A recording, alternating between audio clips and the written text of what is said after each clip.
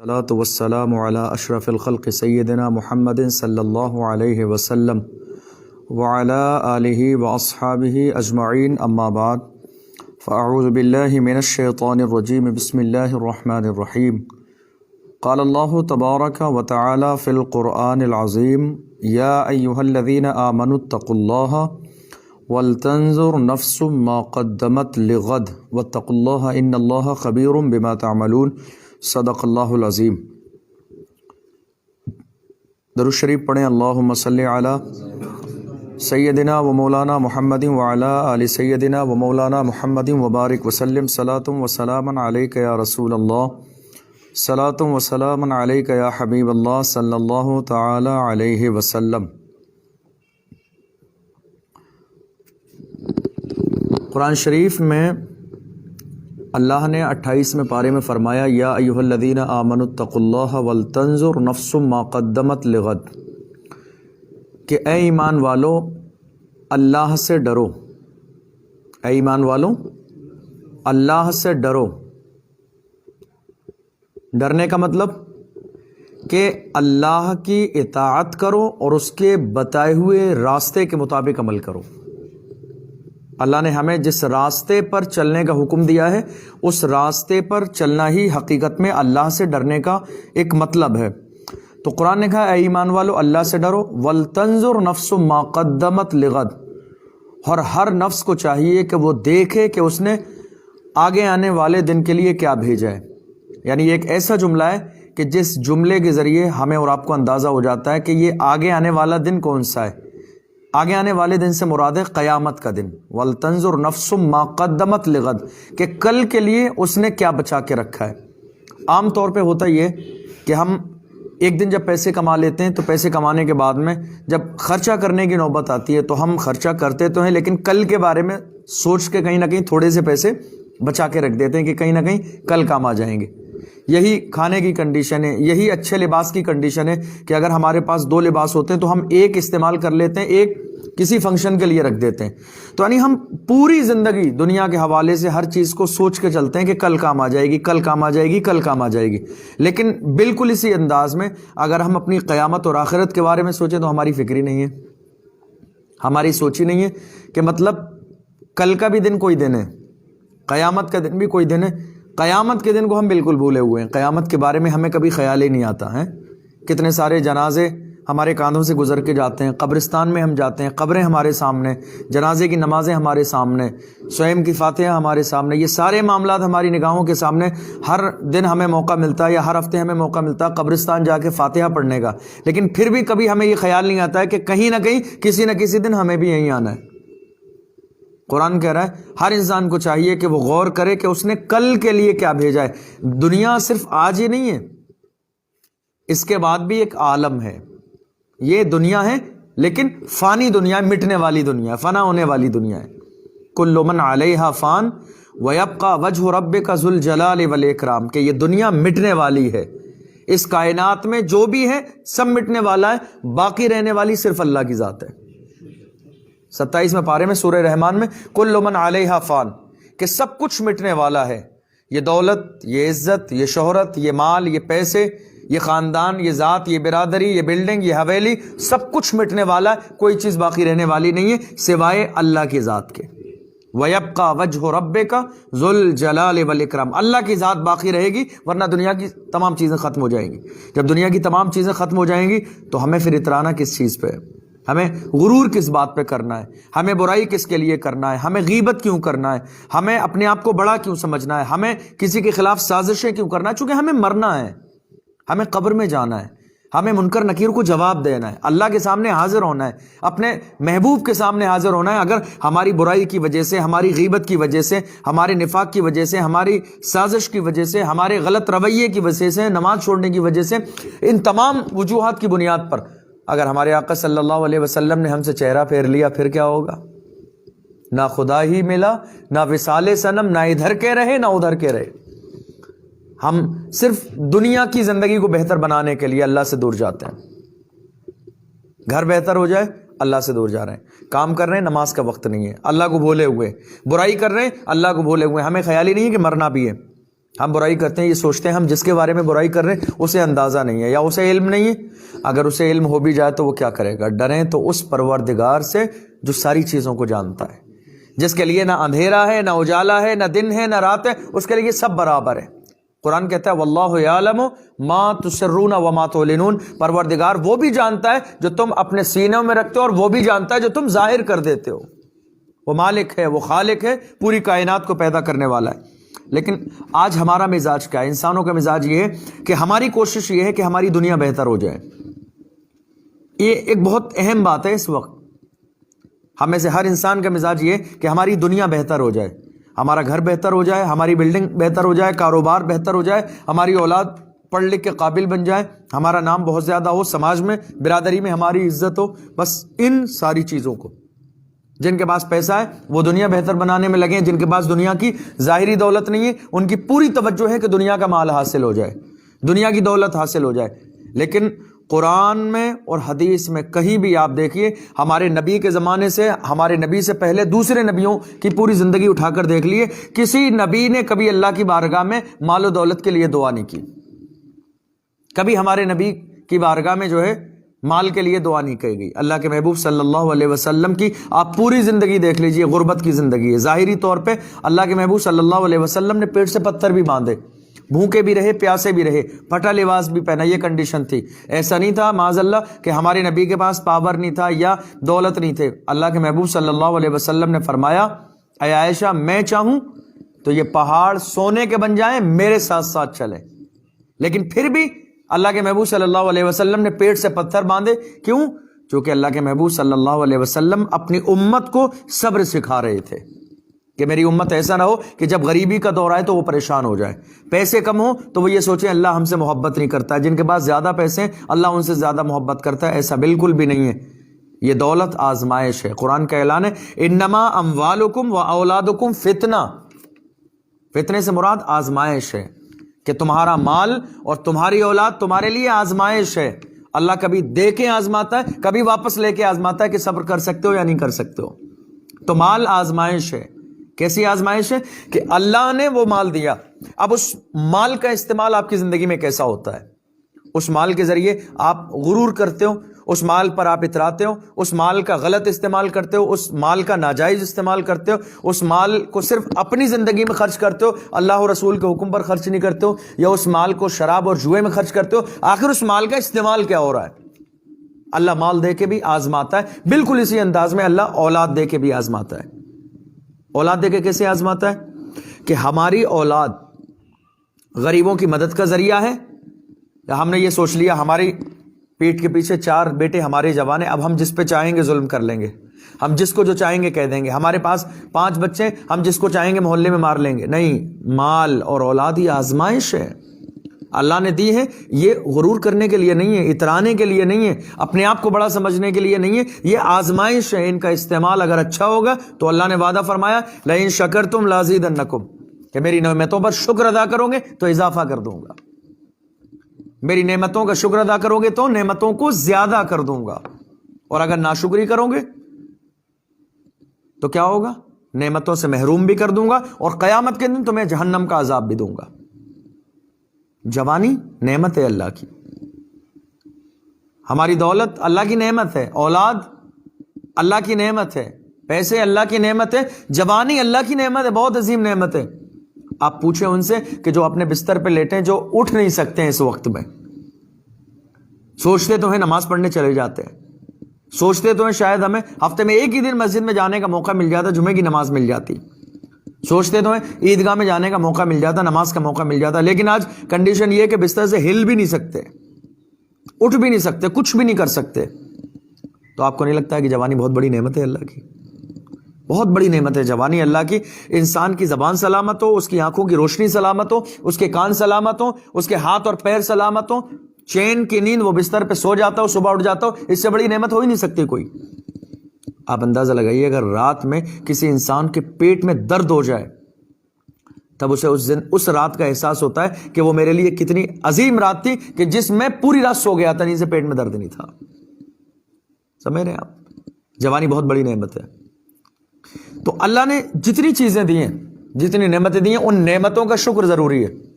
جوانی کا شکر کیا ہے؟ جوانی کا شکر یہ ہے کہ ہماری پیشانی اللہ کے سامنے چھکے. چونکہ اللہ نے وعدہ فرمایا نعمت دی ہے، اگر نعمت پر شکر ادا کرو گے تو میں نعمت میں اضافہ کر دوں گا، برکت دوں گا، زیادہ کر دوں گا. اور اگر اس نعمت پر شکر ادا نہیں کیا گیا تو میں اس نعمت سے محروم کر دوں گا. تو ہماری کوشش یہ ہونا چاہیے کہ صرف دنیا اکٹھی نہ رہے، بلکہ دنیا کے ساتھ ساتھ ہمارے دل میں خوف خدا بھی رہے. اللہ کا خوف، اللہ کے خوف کی مثال کیا ہے؟ یہ ایک گلاس ہے، اس گلاس میں ہم پانی ڈال دیں گے، جتنی پانی ڈالنے کی لمٹ ہے اس کے بعد کوئی دوسری چیز اس میں نہیں آئے گی. کیوں؟ چونکہ اس گلاس میں پانی کی جتنی گنجائش تھی وہ پوری ہو چکی ہے، بھر چکا ہے، اب کسی اور دوسری چیز کی گنجائش نہیں ہے. بالکل اسی انداز میں حدیث پاک کے اندر کہا گیا اپنے دل کے اندر اللہ کا ڈر اتنا پیدا کر لو کہ کسی اور کے ڈر کی گنجائش ہی نہ رہے. اپنے دل کے اندر اللہ کا ڈر اتنا زیادہ پیدا کر لو کہ کسی اور کے ڈر کی گنجائش ہی نہ رہے. جب تم اپنے پورے دل کو اللہ کے ڈر سے پر کر لو گے تو تمہیں دنیا میں کسی کا ڈر نہیں ہوگا. ڈر صرف اللہ کا ہونا چاہیے. قرآن کہتا ہے یخافون ربہم من فوقہم ویفعلون ما یؤمرون. سمجھے؟ کچھ فرشتے ایسے بھی ہیں جو صرف سجدے میں ہیں، اللہ نے جب سے پیدا کیا آج تک سجدے میں، قیامت تک سجدے میں رہیں گے.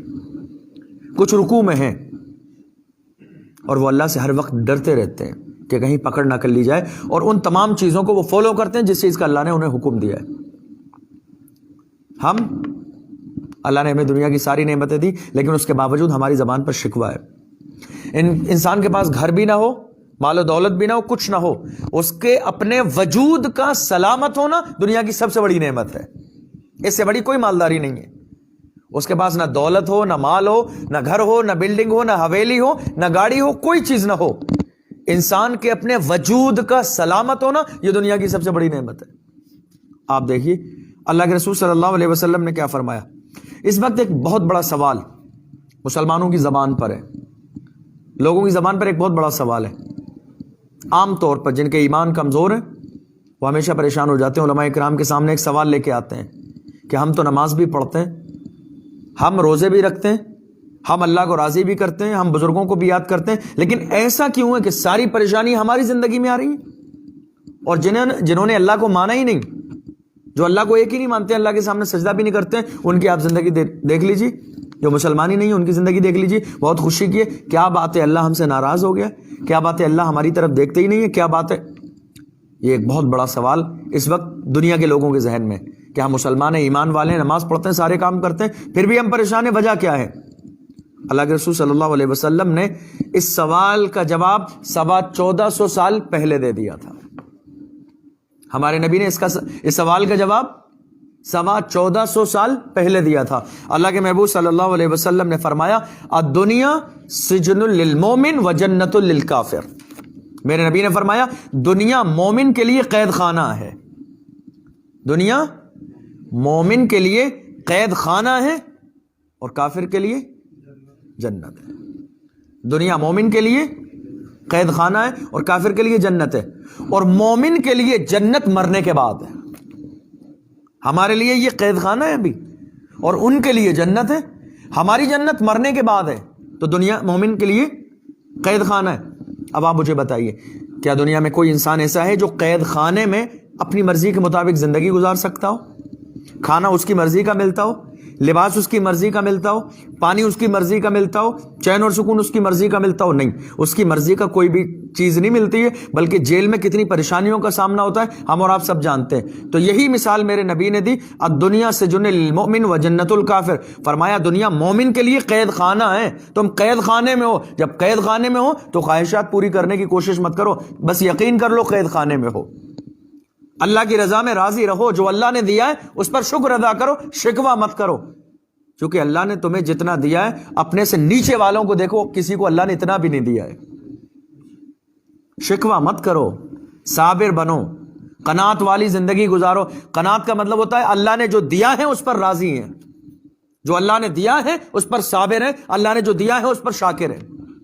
آج ہم میں سے کتنے مسلمان ہمارے بھائی ایسے ہیں کہ جو پوری رات سوتے نہیں ہیں، بیچارے بستر پہ لیٹ کے سوچتے رہتے ہیں، پلاننگ کرتے رہتے ہیں میری اگلی زندگی کیا ہوگی، فیوچر میں کیا ہوگا، میرے کاروبار کا کیا ہوگا، مجھے کیا بنانا ہے، بچے میرے جوان ہو رہے ہیں، بیٹیاں میری جوان ہو رہی ہیں، چھوٹا سا گھر ہے، آخر آگے کیا، راتوں رات نہیں سو رہے ہیں۔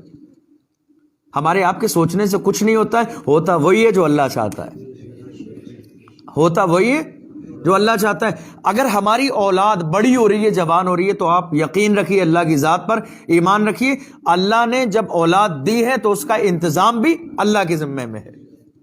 اللہ نے جب ہمیں انسان بنایا ہے، اشرف المخلوقات بنایا، دنیا میں پیدا کیا، تو ہمارا رزق اللہ کے اختیار میں ہے۔ جیسے جیسے دن گزرتے جائیں گے اللہ اس انداز میں انتظام فرماتا جاتا ہے۔ آپ اندازہ لگائیے، سمندر کے اندر مچھلیاں موجود ہیں، ان کا کون سا کاروبار ہے؟ سمندر کی مچھلیوں کا کوئی کاروبار نہیں ہے، لیکن اللہ کا کرم دیکھیے، سمندر کے اندر پانی میں مچھلیوں کو رزق عطا فرماتا ہے۔ چرند و پرند، اڑنے والے پرندے، کیا کاروبار ہے ان کا؟ کوئی کاروبار نہیں ہے، لیکن اللہ انہیں اڑتے ہوئے ہوا میں رزق عطا فرماتا ہے۔ آپ پانی کے لیے بورنگ جب کرتے ہیں، تقریباً 70 فٹ 100 فٹ زمین کھودی جاتی ہے، اس زمین کے نیچے آپ دیکھیے ایک مینڈک نکلتا ہے یا ایک سانپ نکلتا ہے، 80 فٹ زمین کے نیچے مٹی میں دبا ہوا۔ زندگی کے لیے ہوا بھی ضروری ہے، پانی بھی ضروری ہے، کھانا بھی ضروری ہے۔ اگر ہوا، پانی، کھانا موجود نہ ہو، کوئی وجود زندہ نہیں رہ سکتا۔ 80 فٹ زمین کے نیچے مٹی میں دبا ہوا ایک مینڈک زندہ نکلتا ہے۔ مطلب کیا ہے کہ اللہ 80 فٹ زمین کے نیچے ایک مینڈک کو ہوا بھی دیتا ہے، پانی بھی دیتا ہے اور کھانا بھی دیتا ہے۔ جب اللہ 80 فٹ زمین کے نیچے دینے پر قادر ہے تو ہم تو اشرف المخلوقات ہیں، اس کے محبوب کے امتی ہیں، کیا ہمیں رزق نہ ملے گا؟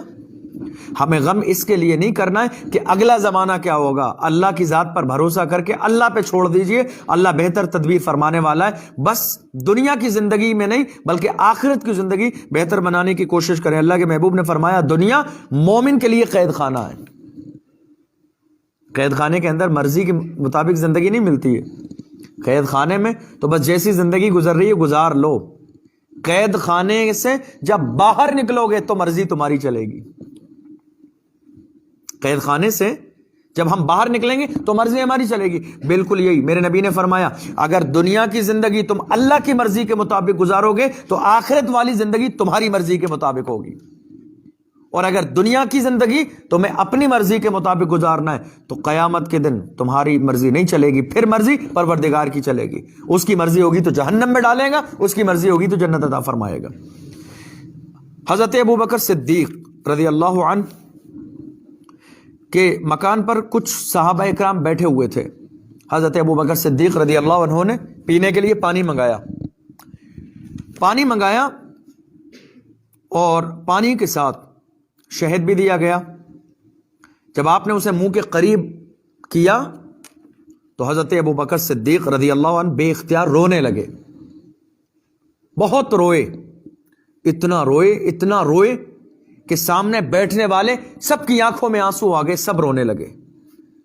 یہاں تک کہ صحابہ اکرام یہ انتظار کرنے لگے کہ حضرت ابوبکر صدیق رضی اللہ عنہ کی جب حالت ذرا بہتر ہو، ان کا رونا بند ہو جائے تو ہم رونے کی وجہ پوچھے کہ آخر اچانک رونے کی وجہ کیا ہے۔ انہوں نے پانی منگایا، پانی دیا گیا، پانی کے ساتھ شہد بھی دیا گیا، لیکن جب پانی منہ کے قریب کیا، پینے لگے تو آخر اچانک سے رونے کیوں لگے؟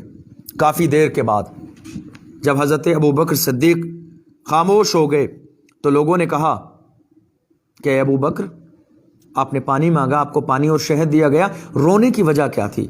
حضرت ابوبکر صدیق رضی اللہ عنہ نے فرمایا کہ مجھے ایک بار اللہ کے محبوب صلی اللہ علیہ وسلم کے ساتھ سفر میں جانے کا موقع ملا۔ میں اللہ کے محبوب صلی اللہ علیہ وسلم کے ساتھ تھا کہ میں نے اچانک سے دیکھا کہ حضور کسی نظر نہ آنے والی چیز کو کہہ رہے ہیں مجھ سے دور ہٹ، یعنی میں قریب ہوں، مجھے کوئی چیز نظر نہیں آ رہی ہے، لیکن اللہ کے محبوب صلی اللہ علیہ وسلم فرماتے ہیں مجھ سے دور ہٹ، مجھ سے دور ہٹ۔ میں نے کہا یا رسول اللہ مجھے تو کوئی چیز نظر نہیں آتی ہے، آپ کس چیز کو دور فرما رہے ہیں؟ اللہ کے محبوب صلی اللہ علیہ وسلم نے فرمایا ابو بکر میرے پاس دنیا آئی تھی، میرے پاس دنیا آئی تھی، میں نے اپنے سے دنیا کو دور کر دیا ہے، میں نے دنیا کو دور کر دیا، دنیا کو ہٹا دیا ہے، اس لیے کہ اللہ نے جب سے دنیا کو پیدا کیا ہے آج تک نگاہ رحمت سے دوبارہ اس کی طرف دیکھا ہی نہیں ہے۔ اللہ نے جب سے اس دنیا کو پیدا کیا ہے کبھی آج تک محبت کی نظر سے نہیں دیکھا ہے۔ عقل مند انسان وہ ہے کہ جو اس دنیا میں قناعت کی زندگی بسر کرے اور اس دنیا سے گزرتے ہوئے آخرت کی زندگی کو بہتر کر لے۔ اللہ کے محبوب صلی اللہ علیہ وسلم نے ارشاد فرمایا، مجھے تعجب ہے اس انسان پر، مجھے تعجب ہے اس انسان پر جو قیامت کے دن پر اور جنت پر ایمان بھی رکھتا ہے۔ مجھے تعجب ہے اس انسان پر جو قیامت کے دن پر اور جنت پر ایمان بھی رکھتا ہے اور دنیا کی زندگی میں مگن ہے، دنیا میں گھر بنانے میں لگا ہوا ہے، اسے یہ پتہ ہی نہیں ہے کہ گھر جو اصلی گھر ہے وہ مرنے کے بعد کا گھر ہے۔ میرے نبی نے فرمایا مجھے ایسے انسان پر تعجب ہے جو ایمان رکھتا ہے کہ مرنے کے بعد اللہ جنت عطا فرمائے گا، مگر وہ دنیا حاصل کرنے میں لگا ہوا ہے۔ یا تو صرف دنیا حاصل ہوگی یا صرف آخرت حاصل ہوگی، دونوں چیزیں ایک وقت میں نہیں مل سکتی۔ ہماری کوشش کیا ہے؟ دنیا حاصل ہو جائے، ہم کوشش میں لگے ہوئے ہمیں دنیا کا مال مل جائے۔ اللہ کے محبوب صلی اللہ علیہ وسلم حضرت ابو ہریرہ رضی اللہ عنہ کے ساتھ ہیں۔ حضرت ابو ہریرہ فرماتے ہیں کہ ایک دن اچانک سے میرے آقا صلی اللہ علیہ وسلم نے ارشاد فرمایا، اے ابو ہریرہ کیا میں تمہیں دنیا کی حقیقت نہ دکھاؤں؟ اے ابو ہریرہ کیا میں تجھے دنیا کی حقیقت سے آشنا نہ کروں؟ میں نے عرض کیا یا رسول اللہ بالکل، آپ ارشاد فرمائیے۔ تو میرے آقا صلی اللہ علیہ وسلم نے میرا ہاتھ پکڑا اور مجھے اپنے ساتھ ایک کوڑے کے ڈھیر کے قریب لے گئے جہاں پورے علاقے کا کوڑا ڈالا جاتا تھا، جہاں کچڑا ڈالا جاتا تھا، جہاں گندگی موجود تھی۔ اللہ کے محبوب صلی اللہ علیہ وسلم نے مجھے وہیں لے جا کے کھڑا کر دیا اور اس گھورے کے ڈھیر پر پرانے کپڑے پڑے تھے، ہڈیاں پڑی ہوئی تھیں، پرانی کھوپڑیاں پڑی ہوئی تھی لوگوں کی۔ اللہ کے محبوب صلی اللہ علیہ وسلم نے فرمایا، ابو ہریرہ دیکھ لے، یہ ہے دنیا کی حقیقت۔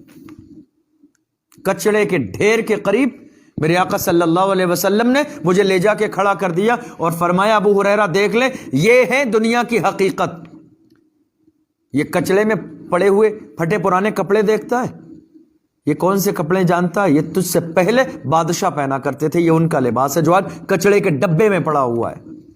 یہ ہڈیاں دیکھ رہے ہو، یہ کھوپڑی دیکھ رہے ہو، یہ وہ لوگ تھے جو تم سے بہتر اپنے آپ کو سمجھتے تھے، لیکن بس انہوں نے دنیا ہی کی زندگی کو سب کچھ سمجھ لیا تھا، دنیا میں غرور کیا، دنیا میں اترائے، دنیا میں اپنے آپ کو بڑا سمجھا، لوگوں پر ظلم کیا، لوگوں کی برائیاں کی، لوگوں کے خلاف سازشیں کی، اپنے آپ کو بڑا سمجھتے ہوئے غریبوں اور یتیموں پر ظلم کرتے رہے۔ آج دیکھ لو ان کی کنڈیشن کیا ہے، ان کی حقیقت کیا ہے۔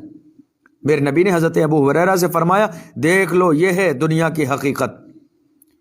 اللہ کے محبوب صلی اللہ علیہ وسلم نے حضرت ابو ہریرہ کو جب یہ دنیا کی حقیقت بتائی تو حضرت ابو ہریرہ رونے لگے، آنکھوں میں آنسو آ گئے، بے قرار ہو گئے، یا رسول اللہ یہ ہے دنیا کی حقیقت اور ہم ایسی دنیا میں زندگی گزار رہے ہیں، مرنے کے بعد کس طرح ہم اللہ کی بارگاہ میں حاضر ہو کے سوالات کا جواب دیں گے؟ پریشان کون ہے؟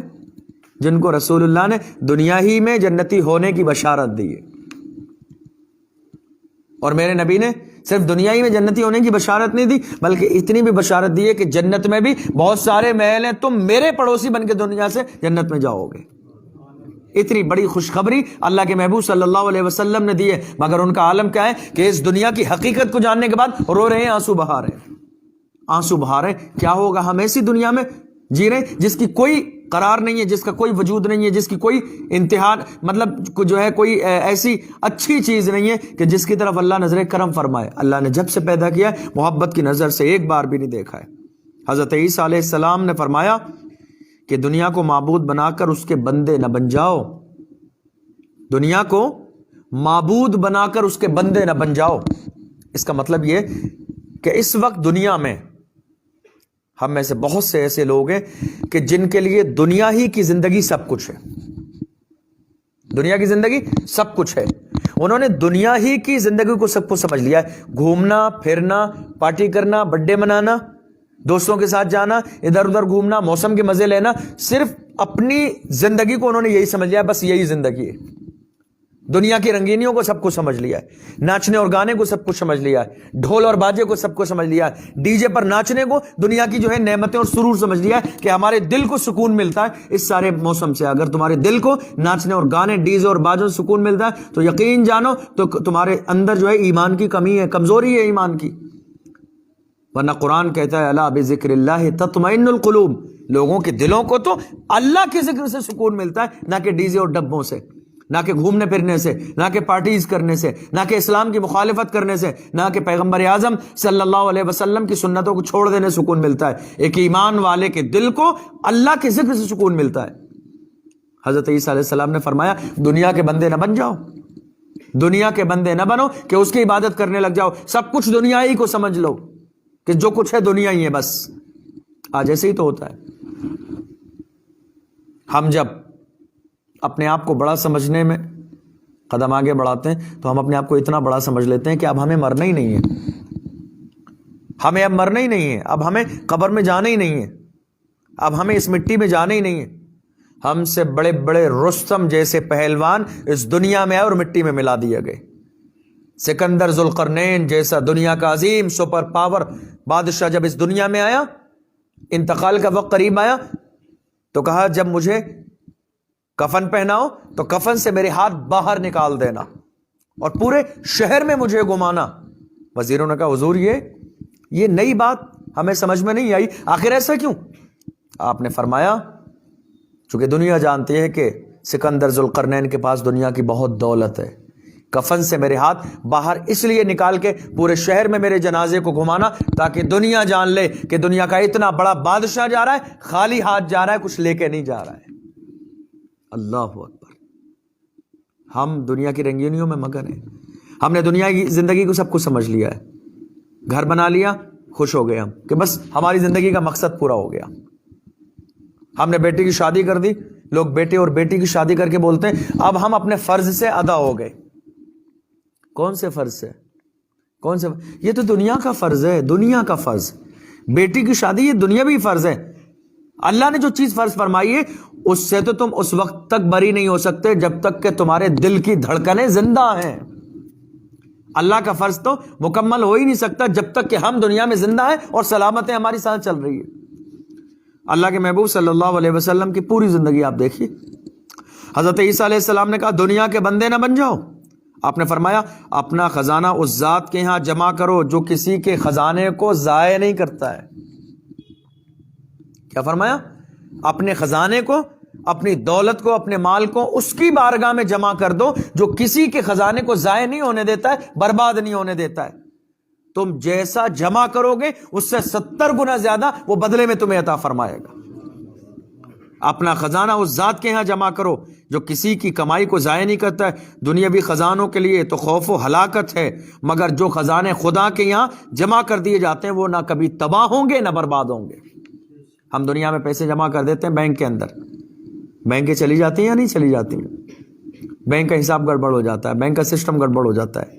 اللہ کے محبوب صلی اللہ علیہ وسلم کا فرمان دیکھیے، دیگر انبیاء کرام کا، حضرت عیسیٰ علیہ السلام کا فرمان دیکھیے، فرمایا اپنا خزانہ دنیا میں جمع مت کرو، اس کے پاس جمع کرو کہ جس کے پاس جمع کرنے کے بعد کبھی کمی نہیں آتی ہے، کبھی دھوکہ نہیں ہوتا ہے، کبھی بربادی نہیں ہوتی ہے، کبھی ہلاکت نہیں ہوتی ہے۔ اپنا خزانہ اس کے یہاں جمع کرو۔ تم دنیا میں خزانہ جمع کرتے ہو، تمہارے خزانے کے بدلے میں اگر تھوڑا سا زیادہ ملتا ہے تو آپ کسی عالم کے پاس پوچھنے جاتے ہو مسئلہ کہ وہ جائز ہے یا جائز نہیں ہے، تھوڑا سا زیادہ ملا، 100 روپے زیادہ ملے تو مسئلہ پوچھا کسی عالم یا مفتی سے جائز ہے یا جائز نہیں ہے، لیکن اللہ 70 گنا زیادہ عطا فرمائے گا، اور وہاں جائز و ناجائز کا مسئلہ ہی نہیں ہے، وہ تو اللہ کی رحمت ہے، وہ تو اللہ کا کرم ہے۔ حضرت عیسیٰ علیہ السلام نے فرمایا اپنا خزانہ اس کی بارگاہ میں جمع کرو کہ جس کے خزانہ جمع کرنے سے نہ تباہ ہوتا ہے نہ برباد ہوتا ہے۔ آپ نے فرمایا اے میرے حواریو، میں نے دنیا کو اوندھے منہ ڈال دیا ہے، تم میرے بعد کہیں سے اسے گلے نہ لگا لینا۔ حضرت عیسیٰ علیہ السلام فرماتے ہیں اے مجھ سے محبت کرنے والوں، میری محفل میں بیٹھنے والوں، مجھ سے عقیدت رکھنے والوں، میرے دامن سے وابستہ ہونے والوں، میں نے دنیا کو اوندھے منہ ڈال دیا ہے، میں نے دنیا کی کوئی عزت نہیں کی، دنیا کی کوئی حیثیت نہیں جانی، دنیا کو سر پہ نہیں بٹھایا، دنیا کو اوندھے منہ ڈال دیا ہے۔ خبردار خبردار، میرے بعد کبھی تم دنیا کو گلے نہ لگا لینا، عزت کی نظر سے نہ دیکھنا۔ دنیا کی سب سے بڑی برائی یہ ہے کہ اس میں آدمی اللہ کا نافرمان بن جاتا ہے۔ دنیا کی برائی کیا ہے؟ کہ جو انسان دنیا دار ہو جاتا ہے، بس اس کی نظر میں صرف دنیا ہوتی ہے، دنیا کا مال، دنیا کی حویلی، دنیا کی بلڈنگ، دنیا کے ریلیشن، دنیا کے تعلقات۔ تو اس سوچ کی سب سے بڑی کمی کیا ہوتی ہے کہ وہ اللہ کا نافرمان ہو جاتا ہے۔ آج کئی بار ایسا ہوتا ہے کہ ہمارے سامنے ایک طرف دنیا کے معاملات ہوتے ہیں اور دوسری طرف اللہ و رسول کا حکم ہوتا ہے۔ علماء کرام قرآن کی باتیں بتاتے ہیں، حدیث کی باتیں اپنی تقریر میں ممبر و محراب سے ہمارے اور آپ کے درمیان پہنچاتے ہیں، جلسے میں، محفل میں، میلاد میں، اور ایک طرف سماج کی باتیں ہوتی ہیں۔ تو ہم کیا کہتے ہیں؟ ہم یہ کہتے ہیں ٹھیک ہے اللہ و رسول کا فرمان ہے، لیکن سماج کو بھی تو دیکھنا پڑتا ہے، سماج کو بھی تو لے کے چلنا پڑتا ہے، ریلیشن کو بھی تو لے کر چلنا پڑتا ہے، رشتہ داروں کو بھی تو دیکھنا پڑتا ہے۔ یہ ہے ہمارے ایمان کی کمزوری۔ حضرت عیسیٰ علیہ السلام نے کیا فرمایا کہ جب انسان دنیا دار بنتا ہے تو سب سے پہلے وہ اللہ کا نافرمان بنتا ہے۔ جہاں اللہ و رسول کا حکم آ جائے وہاں یہ سوچنے کی ضرورت نہیں ہے کہ سماج کی مرضی کیا ہے، لوگوں کی مرضی کیا ہے، کیونکہ سب سے بڑا حکم اللہ کا ہے اور اس کے رسول کا ہے۔ پھر اس وقت میں یہ نہیں دیکھنا ہے کہ حضرت کا حکم کیا ہے، پیر کا حکم کیا ہے، لوگوں کا حکم کیا ہے، ماں باپ کا حکم کیا ہے۔ سب سے پہلے اللہ کا حکم اور اس کے رسول کا حکم سب کے اوپر ہے۔ حضرت عیسیٰ علیہ السلام نے فرمایا انسان جب دنیا دار بنتا ہے تو سب سے پہلے اللہ کا نافرمان بنتا ہے اور اسے چھوڑے بغیر آخرت کی بھلائی ناممکن ہے۔ فرمایا اگر دنیا کو چھوڑو گے نہیں تو آخرت کے لیے کوئی پونجی جمع نہیں کر پاؤ گے، دنیا میں گھسے رہو گے تو آخرت کی تیاری نہیں کر پاؤ گے۔ اس لیے دنیا میں بقدر ضرورت رہو، تم دنیا میں رہو، تم دنیا میں رہو، دنیا تمہارے اندر نہ رہے۔ سمجھ رہے ہیں آپ؟ تم دنیا میں رہو مگر یہ دنیا تمہارے دل میں نہ رہے۔ بالکل اسی انداز میں کہ کشتی پانی میں رہے تب تک تو چلے گی، لیکن پانی کشتی میں نہ رہے ورنہ ڈوب جائے گی۔ کشتی پانی میں رہے تو چلے گی، تیرے گی اس پر، لیکن جب پانی کشتی کے اندر آ جائے گا تو وہ ڈوب جائے گی۔ بالکل اسی انداز میں فرمایا گیا حدیث پاک کے اندر تم دنیا میں رہو، بقدر ضرورت اس سے حصہ لو، قدر ضرورت اس سے کماؤ، بقدر ضرورت جائز طریقے سے حلال رزق اپنے ماں باپ کو اولاد کو کھلاؤ۔ تم دنیا میں رہو لیکن یہ دنیا کی محبت تمہارے دل میں نہ رہے۔ تم دنیا میں رہو گے تو زندگی گزارنا ممکن ہے، لیکن دنیا جب تمہارے اندر داخل ہو جائے گی تو وہ تمہارے لیے ہلاکت کا ذریعہ بن جائے گی، تمہیں جہنم میں لے جانے کا ذریعہ بن جائے گی۔ دنیا میں دلچسپی نہ لو، اسے عبرت کی نگاہ سے دیکھو اور باخبر رہو۔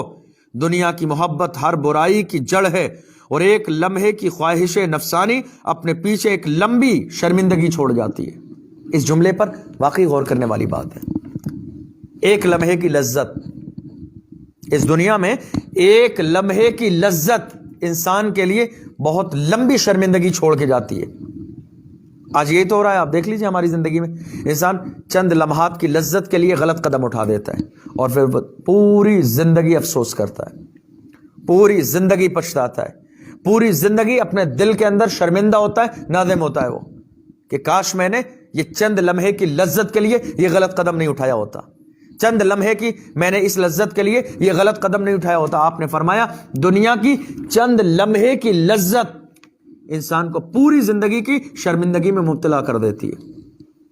آپ دیکھ لیجئے اور اپنی زندگی پر، پوری زندگی پر ایک نظر ڈالیے، بچپن سے لے کے آج تک جب سے ہمیں اور آپ کو اللہ نے شعور دیا ہے، نظر دوڑائیے۔ واقعی ہماری زندگی میں بہت سے ایسے گناہ نکل جائیں گے، ہمیں یاد بھی آ جائیں گے کہ ہم نے چند لمحے کی لذت کے لیے وہ گناہ کیے اور آج ہم اپنے دل میں شرمندہ ہوتے ہیں، کاش ہم نے یہ گناہ نہیں کیا ہوتا، کاش ہم نے یہ گناہ نہیں کیا ہوتا۔ آج ہم اور آپ اپنے دل میں شرمندہ ہوتے ہیں۔ آپ نے فرمایا حضرت عیسیٰ علیہ السلام نے کہ دنیا کی محبت ہر برائی کی جڑ ہے۔ دنیا میں رہو، ضرورت کے لائق اس سے حصہ حاصل کرو، لیکن دنیا کی محبت اپنے دل میں داخل مت کرو، اس لیے کہ دنیا میں ایک لمحے کی خواہش نفسانی، خواہش نفسانی یعنی دل کی پیروی۔ خواہش نفسانی کا کیا مطلب ہوتا ہے؟ دل کی پیروی، دل کی بات ماننا۔ دل کی بات میں کیا ہے؟ مثال کے طور پر کسی ایک شخص نے آپ کو گالی دی، بدلے میں آپ اسے گالی دے سکتے ہو، چونکہ دل آپ کا یہی کہتا ہے، کسی نے گالی دی ہے ہم اس کی گالی کیوں سنیں گے، دل تو یہی کہتا ہے، لیکن اس کا طریقہ کیا ہے؟ ایک لمحے کی لذت پوری زندگی ہمیں شرمندہ کر دیتی ہے۔ کیا پتہ وہ ہمارا بہت قریبی رشتہ دار ہو، ہم سے عمر میں زیادہ ہو، اس کا رشتہ ہم سے بڑا ہو، تو ہمیں دنیا کی لذت کیا ہے کہ ہم بدلے میں اس نے ایک گالی دی ہے ہم اسے 4 گالی دے، یہ دنیا کی لذت ہے۔ لیکن اگر پل بھر کے لیے اس دنیا کی لذت کو ہم حاصل کر لیں گے تو یاد رکھیے زندگی میں ایک بہت لمبے ٹائم تک ہمیں اور آپ کو اپنے اوپر شرمندگی ہوگی کہ کاش اس وقت ہم نے اپنی زبان کو لگام دی ہوتی. اور اگر وہی دل بڑا کر کے آپ اللہ کے لیے معاف کر دیں گے, جواب نہیں دیں گے, ہنس کے مسکراتے ہوئے گزر جائیں گے, تو آپ اللہ کے بھی مقرب بن جائیں گے, رسول کے بھی محبوب بن جائیں گے. یہی تو ہے تواضع. میرے نبی نے جس کے لیے فرمایا من تواضع للہ رفعہ اللہ, جو اللہ کی رضا کے لیے سر جھکا دیتا ہے, عاجزی اختیار کر لیتا ہے, تکبر اور غرور ختم کر دیتا ہے, اپنے آپ کو چھوٹا بنا لیتا ہے, اللہ اسے بلندی عطا فرماتا ہے. دنیا میں بلندی ہے, مرنے کے بعد اس کے لیے بخشش ہے. اللہ کے محبوب صلی اللہ علیہ وسلم نے فرمایا کہ اللہ کو اپنی مخلوق میں سب سے زیادہ ناپسند یہی دنیا ہے. اللہ نے جتنی چیزیں پیدا کی ہیں ان تمام چیزوں میں اللہ کو سب سے زیادہ ناپسند اگر کوئی چیز ہے تو وہ یہ دنیا ہے. اللہ نے اسے جب سے پیدا کیا کبھی آج تک ایک بار بھی نظر رحمت سے نہیں دیکھا ہے. حضرت سلیمان علیہ السلام ایک مرتبہ اپنے تخت پر بیٹھے ہوئے تھے. حضرت سلیمان علیہ السلام کے بارے میں غالباً آپ نے سنا ہوگا کہ اللہ نے آپ کو بڑی عظیم سلطنت عطا فرمائی. چرند پرند, حیوان, جانور, ہوائیں, فضائیں سب آپ کے حکم کے مطابق چلتی تھیں. اللہ نے اتنی عظیم سلطنت آپ کو عطا فرمائی. جنات اور انسان آپ کے دائیں بائیں چلتے تھے. تو اس زمانے میں بنی اسرائیل کے ایک عبادت گزار نے ان سے کہا کہ اے سلیمان, اللہ نے آپ کو عظیم ملک عطا فرمایا ہے. آپ نے سن کر فرمایا بندے مومن کے نامہ اعمال میں لکھا ہوا صرف ایک تسبیح میری تمام سلطنت سے بہتر ہے. بنی اسرائیل کے ایک عبادت گزار نے کہا کہ اللہ نے تو آپ کو بہت بڑا مرتبہ دیا ہے. جنات, انسان, جانور, ہوائیں, فضائیں, آپ ہوا کو حکم دیتے لے چل اڑا کے, وہ آپ کو اڑا کے لے جاتی, پورے لشکر کو دوسری جگہ پہنچا دیتی جہاں آپ چاہتے.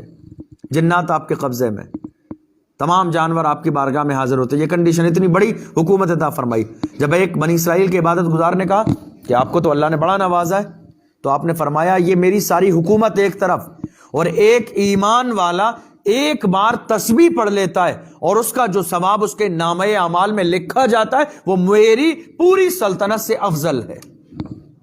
اندازہ تو لگائیے یہ کیسے لوگ تھے. ان کی نظر میں دنیا کی کوئی اہمیت نہیں تھی, دنیا کے مال کی, دنیا کی شہرت کی, دنیا کی چیزوں کی کوئی حیثیت نہیں تھی. فرمان نبوی ہے, اللہ کے رسول صلی اللہ علیہ وسلم نے فرمایا تمہیں مال کی زیادتی نے مشغول کر کے رکھ دیا ہے. آپ دیکھ لیجئے ہوتا کیا ہے دنیا میں, جو انسان پریشان ہے, کاروبار نہیں چلتا ہے, کیس میں الجھا ہوا ہے, بہت زیادہ پریشان ہے, کھانے کو گھر میں نہیں ہے, تو اس کی کنڈیشن یہ ہوتی ہے کہ ظہر کی اذان 1:40 پر ہوتی ہے اور وہ مسجد میں کتنے بجے آتا ہے؟ 1 بجے. اذان سے بھی 40 منٹ پہلے آ کے مسجد میں بیٹھ جاتا ہے, وضو کرتا ہے, سجدے کرتا ہے, نماز پڑھتا ہے, قضائے حاجت پڑھتا ہے, نفل پڑھتا ہے, قرآن پڑھتا ہے, دعائیں کرتا ہے, کیونکہ دولت نہیں ہے. اور اس کی عاجزی دیکھنے کے بعد, اس کی دعائیں دیکھنے کے بعد, اس کے آنسو دیکھنے کے بعد اللہ جب اس انسان کو دنیا کی دولت سے نوازتا ہے تو جمعے کی نماز بھی اسے مشکل سے ملتی ہے. یہی ہے اس کی بدنصیبی. جمعے کی نماز جب آیا غریب تھا, پریشان تھا, گھر میں کھانے کو نہیں تھا, کوئی کاروبار نہیں تھا, بیوی اور بچے اس کے بھوکے پیاسے تھے, 1 بجے آ جاتا, اذان سے آدھا گھنٹہ پہلے اتنا عاجزی کرتا, اللہ کو یاد کرتا. اللہ کو اس کی عاجزی پسند آئی, اس کو دولت دی. جب دولت دی تو اذان سے پہلے آنا تو بڑی بات ہے. اب تو 5 وقت کی نماز چھوڑنے لگی, حتیٰ کہ جمعے کی نماز بھی چھوٹنے لگی. اب کاروبار میں اتنا بزی ہے کہ جمعہ بھی پڑھنے کا موقع نہیں ہے, اسے اندازہ ہی نہیں ہے کہ جمعے کا دن گزر رہا ہے. یہ ہے اس انسان کی بدنصیبی. اللہ کے رسول صلی اللہ علیہ وسلم نے فرمایا تمہیں مال کی زیادتی نے مشغول کر کے رکھ دیا, بزی کر دیا ہے. انسان کہتا ہے میرا مال میرا مال. میرے نبی نے فرمایا انسان کہتا ہے میرا مال میرا مال, مگر اے غافل انسان سن اور یاد رکھ, تیرا مال وہ ہے جو تو نے کھایا ہے وہ ختم ہو گیا, جو پہنا ہے پرانا ہو گیا, اور جو خدا کی راہ میں خرچ کیا ہے وہ باقی رہ گیا. بس یہی تیرا مال ہے. میرے نبی نے فرمایا انسان کہتا ہے مالی مالی مالی, میرا مال ہے, یہ میرا مال ہے, یہ میرا مال ہے. ہر انسان دنیا کی زندگی پہ اتراتا ہے یہ گھر میرا ہے, یہ بلڈنگ میری ہے, یہ حویلی میری ہے, یہ مال میرا ہے. یہ ساری چیزوں میں انسان اتراتا ہوا نظر آتا ہے میرا مال. اللہ کے محبوب صلی اللہ علیہ وسلم نے فرمایا غافل انسان مال کے دعوے دار، یہ مال میرا ہے، میرا مال، میرا مال۔ تیرا مال وہ ہے جو تو نے کھایا ختم ہو گیا، جو پہن لیا پرانا ہو گیا، جو اپنے ہاتھ سے مرنے سے پہلے اللہ کی راہ میں دے گیا وہ تو نے باقی رکھا ہے، وہ تیرے لیے باقی ہے، تجھے مرنے کے بعد اس کا بدلہ ضرور ملے گا۔ اللہ کے رسول صلی اللہ علیہ وسلم نے ارشاد فرمایا، جس کی سب سے بڑی تمنا دنیا کو حاصل کرنا ہے، جس کی سب سے بڑی تمنا دنیا کو حاصل کرنا ہے، اللہ کے یہاں اس انسان کا کوئی حصہ نہیں ہے۔ جس کی سب سے بڑی تمنا دنیا کی دولت کمانا ہے، دنیا کا مال کمانا ہے، بڑی بلڈنگ اور حویلی بنانا ہے، صرف دنیا کو بہتر بنانے کی ایک خواہش ہے، کوشش ہے، تمنائیں ہیں، اللہ کے نبی صلی اللہ علیہ وسلم نے فرمایا اللہ کے یہاں آخرت میں اس کے لیے کوئی حصہ نہیں ہے، چونکہ اس نے اس کے بارے میں سوچا ہی نہیں ہے۔ اس کی سوچ تو صرف دنیا کے لیے ہے، اس کی سوچ تو صرف دنیا کے مال کے لیے ہے۔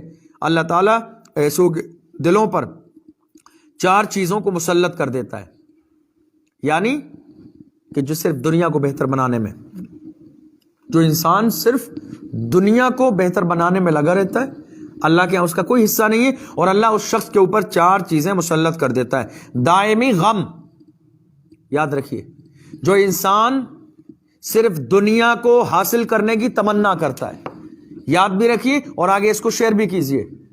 اللہ کے نبی نے کیا فرمایا؟ جو انسان دنیا کو حاصل کرنے کی تمنا کرتا ہے کہ دنیا کا مال حاصل ہو جائے، میں بڑا انسان بن جاؤں، گھر بڑا بن جائے، حویلی بڑی بن جائے، مال زیادہ ہو جائے، میں سماج میں بڑا انسان کہلاؤں، لوگ میری عزت کریں، جو انسان دنیا کے مال کو حاصل کرنے کی تمنا کرتا ہے آخرت میں اس کا کوئی حصہ نہیں ہے، اور دنیا حاصل کرنے کی جو تمنا ہے اس تمنا کی وجہ سے اس کے اوپر 4 چیزوں کو مسلط کر دیا جاتا ہے۔ نمبر 1 دائمی غم، کہ وہ شخص ہمیشہ غم میں رہتا ہے، اس کی زندگی سے خوشی کو ختم کر دیا جاتا ہے۔ اور آپ دیکھ لیجئے نبی کے جملے پہ غور کیجیے، اللہ کے محبوب نے فرمایا جو دنیا کے مال کو حاصل کرنے کی ہمیشہ تمنا میں رہتا ہے وہ کبھی خوش نہیں رہتا ہے۔ جو دنیا حاصل کرنے کی تمنا کرتا ہے وہ کبھی خوش نہیں رہتا ہے۔ یہ پہلا، دائمی مشغولیت، ہمیشہ دوڑ بھاگ میں لگا رہتا ہے، کبھی چین سے نہیں بیٹھتا ہے، پریشان رہتا ہے، ٹینشن میں رہتا ہے، بزی رہتا ہے، بس تمنا ہے مال مل جائے، پیسے آ جائیں، میں بڑا انسان کہلاؤں۔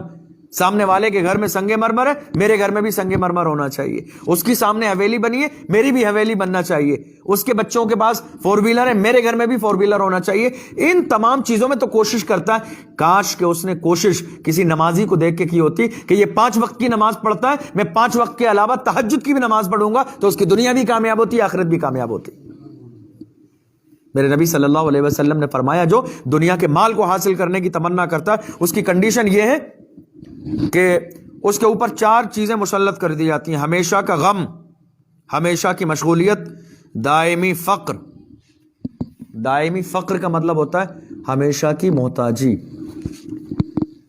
دائمی فقر کا مطلب ہمیشہ کی محتاجی، یعنی جو انسان صرف دنیا میں اسی کوشش میں لگا رہتا ہے مال مل جائے، بس کیسے ہی مال مل جائے مجھے، کیسے ہی مجھے مال حاصل ہو جائے۔ انسان کی جب یہ سوچ بن جاتی ہے تو پہلا اس کا معاملہ کیا ہوتا ہے کہ اللہ ہمیشہ کے لیے اس کو غم دیتا ہے، ہمیشہ غم میں رہتا ہے۔ 4 چیزیں مسلط ہو جاتی ہیں: دائمی مشغولیت، دائمی فقر، فقر مطلب ہمیشہ کی محتاجی ہوتی ہے، کبھی پھر وہ کامیاب نہیں ہوتا ہے، اور کبھی نہ پوری ہونے والی آرزویں اس کی زندگی میں داخل ہو جاتی ہیں، آرزو کرتا رہتا ہے، وہ کبھی شاکر نہیں بنتا ہے، کبھی وہ شکر ادا نہیں کر سکتا ہے، چونکہ اس کی تمنائیں لمبی ہیں۔ گلاس مل گیا، بوتل بھی مل جائے، بوتل بھی مل گیا، ٹیشو باکس بھی مل جائے، اس کی خواہشیں بڑھتی رہتی ہیں۔ کسی بھی چیز کے ملنے پر وہ اللہ کا شکر ادا نہیں کرتا ہے کہ اللہ تیرا شکر ہے کہ یہ چیزیں تو نے مجھے عطا فرمائی ہیں، شکر ادا نہیں کرتا ہے، کبھی وہ شاکر نہیں بنتا ہے، کبھی وہ ساجد نہیں بنتا ہے، بلکہ ہمیشہ تمنائیں کرتا رہتا ہے، آرزویں کرتا رہتا ہے، مجھے یہ بھی مل جائے، یہ بھی مل جائے۔ اللہ کے محبوب صلی اللہ علیہ وسلم نے فرمایا اگر کسی انسان نے اپنی زندگی کو ایسا بنا لیا ہے تو وہ توبہ کر لے، چونکہ اس کے لیے آخرت کے اندر کوئی حصہ نہیں ہے۔ آپ دیکھیے یہ ساری چیزیں ہم پڑھتے بھی ہیں، سنتے بھی ہیں، سننے کے بعد میں پھر ہمارا غور اور ہماری توجہ کس بات کی طرف ہے؟ ہماری توجہ اس کے باوجود بھی یہی ہے ہم نماز کیوں نہیں پڑھ پاتے ہیں؟ ہم نماز کیوں نہیں پڑھ پاتے ہیں؟ اس کی وجہ یہ کہ ہم دن میں کام کرتے ہیں، ہمیں وقت نہیں ملتا ہے نماز کے لیے۔ ہم دکان پہ ہوتے ہیں، ہمیں وقت نہیں ملتا ہے نماز کے لیے. ہم جاب کر رہے ہوتے ہیں، ہمیں وقت نہیں ملتا ہے نماز کے لیے. جب ہمیں نماز کے لیے وقت نہیں ملتا ہے تو آپ ذرا اندازہ لگائیے کہ جب اللہ کی بارگاہ میں تو آپ حاضر نہیں ہو رہے. رزق تو اسی کے اختیار میں ہے، رزق کا مالک تو وہی ہے، رزاق تو وہی ہے، پریشانیاں دور کرنا تو اسی کے اختیار میں ہے، زندگی اور موت کا مالک تو وہی ہے، ترقی دینا تو اسی کے اختیار میں ہے، دعائیں سننا تو اسی کے اختیار میں ہے. 5 وقت اللہ بلاتا ہے اپنے گھر میں، حی علی الصلاۃ، حی علی الفلاح، آؤ نماز کی طرف، آؤ کامیابی کی طرف. اگر آپ کو کلیکٹر صاحب خبر بھیج کے بلائیں، جائیں گے نہیں جائیں گے؟ آپ جائیں گے یا نہیں جائیں گے؟ کاروبار چھوڑ کے جائیں گے، شادی چھوڑ کے جائیں گے، فنکشن چھوڑ کے جائیں گے، ساری چیزیں چھوڑ کے جائیں گے. اس کا مطلب کیا ہوا؟ کہ اللہ کی محبت کلیکٹر سے کم ہے آپ کے دل میں؟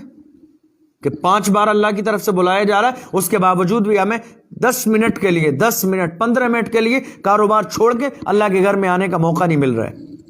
ہم کاروبار میں لگے ہوئے ہیں، ہم کام زیادہ کر لیں گے، ہم کام زیادہ کر لیں گے، پیسے زیادہ آئیں گے، ہم زیادہ کام کر لیں گے. لیکن یاد تو رکھیں، آپ کام تو کر رہے ہیں لیکن رزق دینا تو اللہ کے اختیار میں ہے نا.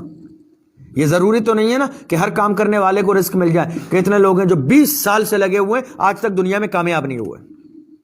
20 سال سے کوشش کر رہے ہیں، کسی کی 40 سال کی عمر ہو گئی، کوشش کرتے، محنت کرتے، دنوں رات جفا کشی کرتے، خون پسینہ ایک کرتے، مگر آج تک ان کے اپنے پاس رہنے کے لیے مکان نہیں ہے. اس کا کیا مطلب ہوا؟ کہ صرف انسان کی کوشش سے کامیابی نہیں ملتی ہے، انسان کی کوشش ہو، اللہ کی رحمت ہو. یہ 2 چیزیں جمع ہونا چاہیے، انسان کی کوشش اور اللہ کی رحمت. جب اللہ کی رحمت ہماری اور آپ کی زندگی میں شامل ہوتی ہے تو آپ یہ سمجھ لیجئے اللہ غیب کے دروازے ہمارے لیے کھول دیتا ہے، ہماری پریشانیاں دور ہو جاتی ہیں. ہماری کوشش کیا ہے؟ سب سے زیادہ آج کئی بار ہمارے نوجوانوں کا مزاج یہ ہے، کسی فنکشن میں، شادی میں، کسی بھی موقع پر کیا ہوتا ہے، اگر ہمارے دوست نے اچھا لباس پہنا ہے، ہمارے والدین کی کنڈیشن نہیں ہے اس کنڈیشن کا لباس پہنانے کے لیے، لیکن ہم زبردستی ڈیمانڈ کرتے ہیں نہیں ہمیں یہ والا چاہیے. لوگ کیا کہیں گے؟ سب لوگ ایسا پہن رہے ہیں. یہ ہے دنیا. دنیا اسی کو کہتے ہیں. دنیا یہی ہے کہ ہمیں لوگوں کی برابری کرنا، ہمیں لوگوں کی برابری نہیں کرنا ہے. اللہ نے ہمیں جس لائق بنایا ہے ہمیں اسی کنڈیشن میں راضی ہونا ہے، ہمیں اسی کنڈیشن میں خوش ہونا ہے. اللہ کے محبوب صلی اللہ علیہ وسلم نے فرمایا اپنے سے اوپر والے کو مت دیکھو، اپنے سے نیچے والے کو دیکھو. اپنے سے اوپر والے کو دیکھو گے تم کبھی بھی اللہ کا شکر ادا نہیں کر پاؤ گے.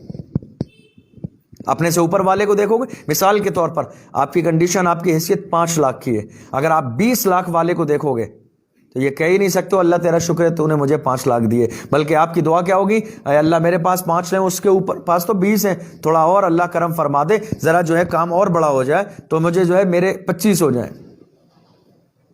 جب آپ اپنے سے اوپر والے کو دیکھیں گے تو کبھی شاکر نہیں بن سکتے، کبھی اللہ کا شکر ادا نہیں کر سکتے. اسی لیے حدیث میں کہا گیا اپنے سے نیچے والے کو دیکھو. دنیا میں مال کا مسئلہ ہو تو اپنے سے نیچے والے کو دیکھو. اپنے سے نیچے والے کو دیکھو گے، مثال کے طور پر آپ کے پاس 1 لاکھ ہے اور کوئی شخص وہ بھی ہے کہ جس کے پاس اونلی 5,000 ہیں، تو آپ اللہ کا شکر ادا کر پاؤ گے اللہ تیرا شکر ہے کہ تو نے کم سے کم مجھے 1 لاکھ تو دیے. اسی لیے فرمایا گیا اوپر والے کو نہیں دیکھو، اپنے سے نیچے والے کو دیکھو. لمبی امیدیں آج ہماری زندگی میں ہیں. حدیث پاک کے اندر کہا گیا جس نے صرف دنیا کو حاصل کرنے کے لیے اپنے دل میں، اپنی زندگی میں لمبی امیدوں کو جمع کر لیا ہے تو اس کا کوئی حصہ نہیں ہے قیامت کے دن، آخرت میں اس کا کوئی حصہ نہیں ہے. اللہ کے رسول صلی اللہ علیہ وسلم نے فرمایا دنیا اس کا گھر ہے جس کا کوئی گھر نہ ہو. دنیا اس کا گھر ہے جس کا کوئی گھر نہ ہو، اس کا مال ہے جس کا کوئی مال نہ ہو. بے وقوف ہی اس دنیا کو جمع کرتا ہے. حدیث میں ہے، حدیث کے جملے، میرے نبی نے فرمایا بے وقوف ہی اس دنیا کو اپنے پاس جمع کرتا ہے، ورنہ عقل مند وہ ہے کہ جو اس دنیا سے بقدر ضرورت لیتا ہے، بقدر ضرورت لیتا ہے. کیوں؟ اس لیے کہ یہ دنیا کے مال کا جمع ہو جانا بہت بڑی کامیابی نہیں ہے، مرنے کے بعد اس کا حساب بھی ہے، قیامت کے دن اس کا حساب بھی ہے. ایسا نہیں کہ دنیا میں مال جمع ہو گیا اور ہم بہت کامیاب ہو گئے، نہیں، جتنا زیادہ مال ہوگا حساب بھی اتنا بڑا ہوگا. اللہ کے محبوب صلی اللہ علیہ وسلم نے فرمایا اے غریبو خوش ہو جاؤ، اے غریبوں خوش ہو جاؤ، تم مالداروں سے 500 سال پہلے جنت میں جاؤ گے۔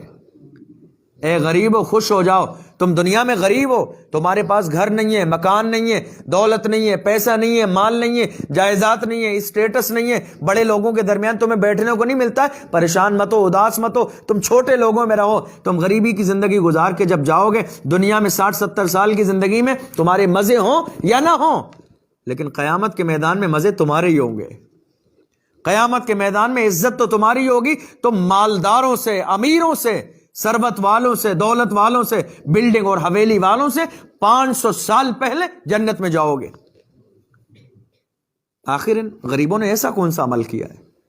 ان غریبوں نے ایسا کون سا عمل کیا ہے جو مالداروں سے 500 سال پہلے جنت میں جا رہے ہیں؟ کوئی عمل نہیں ہے۔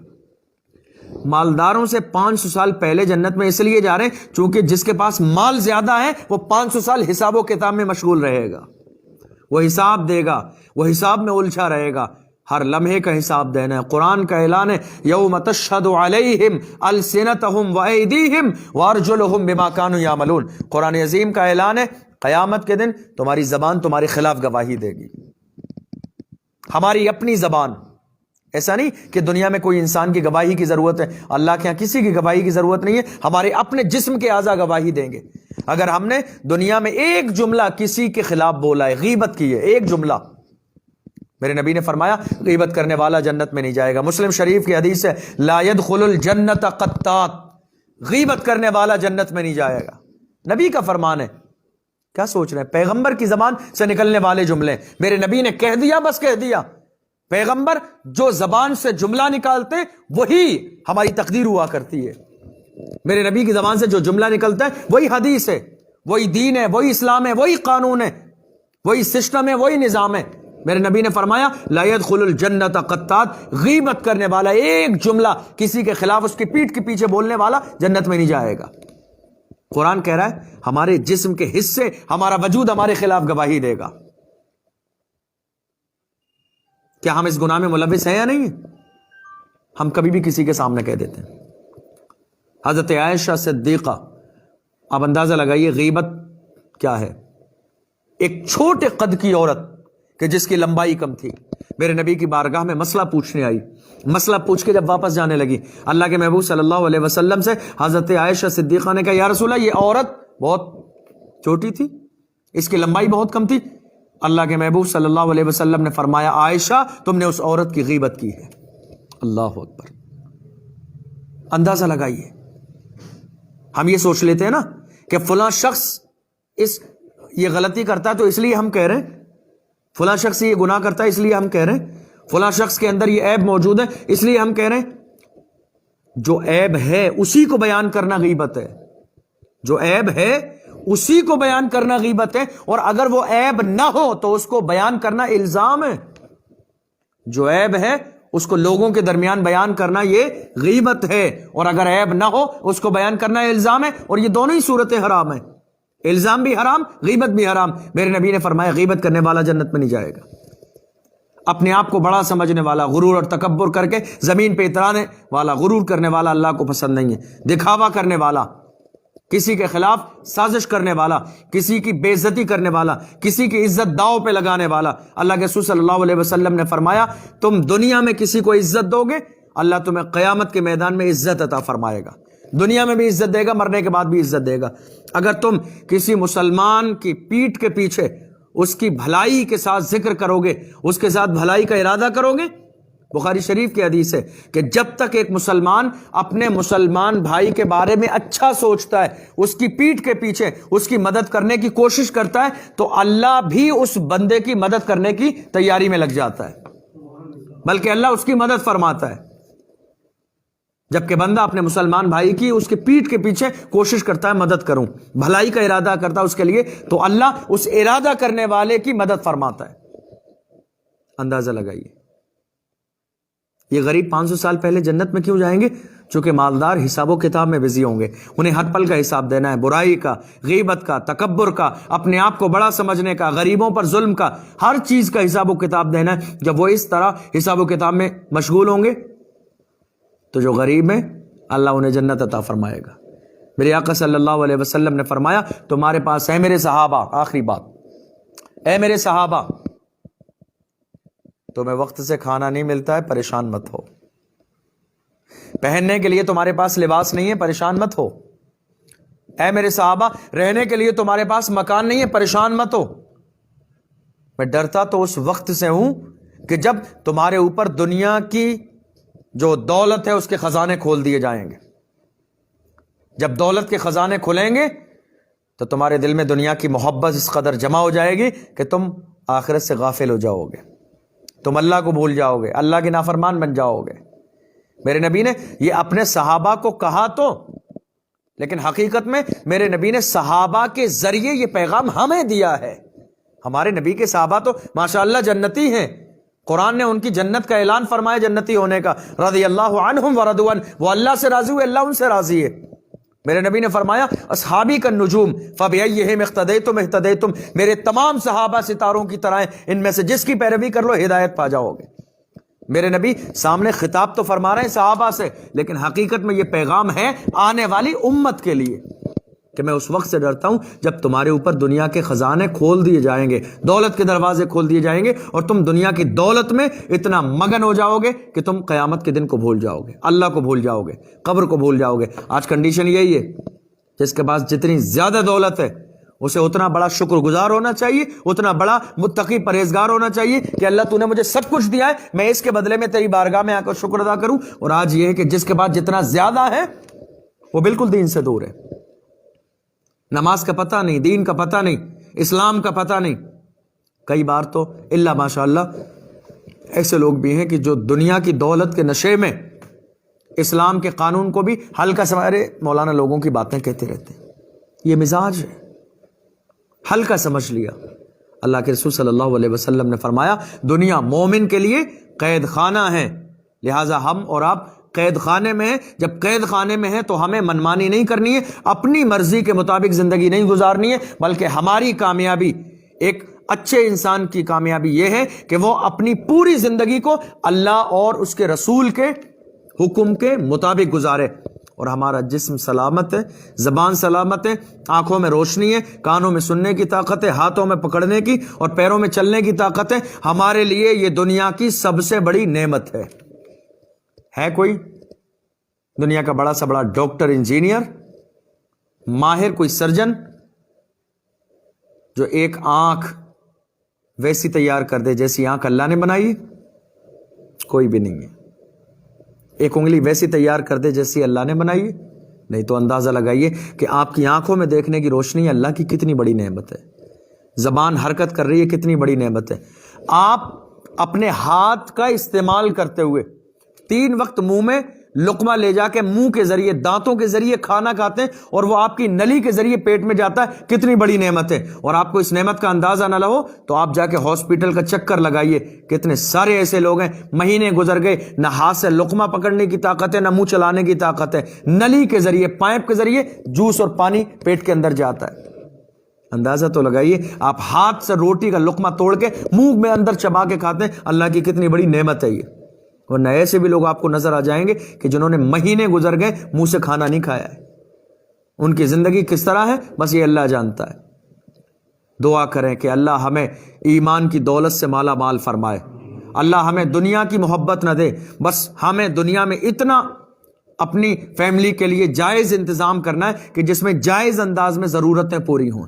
دنیا جمع کرنے کی تمنا نہیں کرنا ہے۔ ہاں، اگر اللہ اپنے کرم سے، اپنی رحمت سے ہمیں نواز دے تو ہمیں اللہ کا کرم سمجھ کے اس کو قبول کرنا چاہیے، اور قبول کرنے کے بعد اپنے ساتھ ساتھ اللہ و رسول کے حکم کے مطابق اس دنیا کو خرچہ بھی کرنا چاہیے، زیادہ سے زیادہ اللہ کے لیے، زیادہ سے زیادہ اللہ و رسول کے حکم کے مطابق۔ اللہ کی بارگاہ میں دعا ہے پروردگار ہم نے جو کچھ سنا ہے اس پر عمل کرنے کی توفیق عطا فرمائے۔ وما توفیقی الا باللہ، والسلام علیکم ورحمۃ اللہ۔